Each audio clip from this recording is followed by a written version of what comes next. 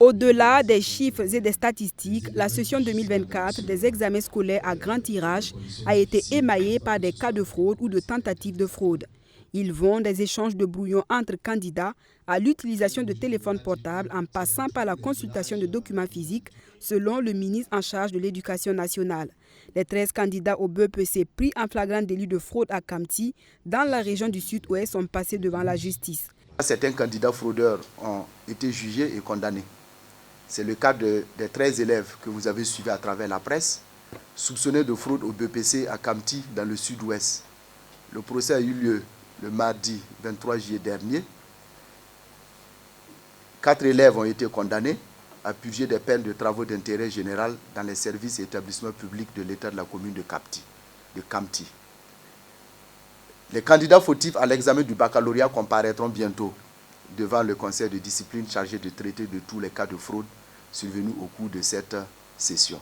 Mais qu'à cela ne tienne, les taux de réussite aux examens du CEP, BEPC et baccalauréat 2024 sont à hausse comparativement à 2023. Le CEP en 2024 a eu un taux de succès de 82,16% pour 288 882 admis sur 351 624 candidats présents, donc contre un taux de 71,48% en 2023. En ce qui concerne donc le BEPC, on enregistre un taux de succès de 47,19% pour 101 070 admis sur 214 157 candidats présentés.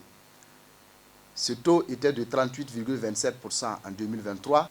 Enfin, le baccalauréat qui a enregistré un taux de succès de 52,61%, soit 51 139 admis sur 118 000 candidats présents.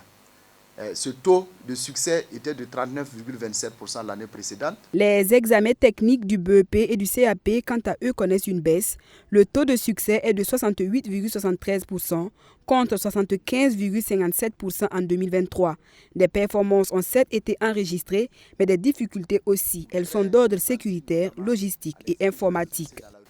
En ce qui concerne les difficultés liées à l'opérationnalisation du logiciel SIGEC lui-même, alors, ces difficultés s'expliquent notamment par la stabilisation tardive de la base de données due à l'inscription à la dernière minute de certains candidats ou acteurs.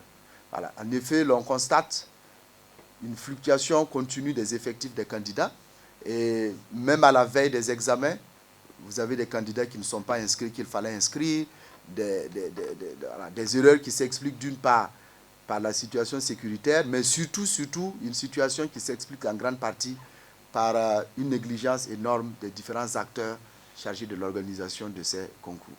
La non-maîtrise par certains acteurs de l'outil informatique ou du guide utilisateur donc du logiciel, le non-respect des consignes liées à l'utilisation du SIGEC, la non-maîtrise du logiciel et l'inattention ou la précipitation de certains acteurs et le manque d'insuffisance d'ordinateurs ont été des principales difficultés relevées. Malgré la situation sécuritaire difficile, on note un déroulement effectif des examens dans les 13 régions du Burkina Faso.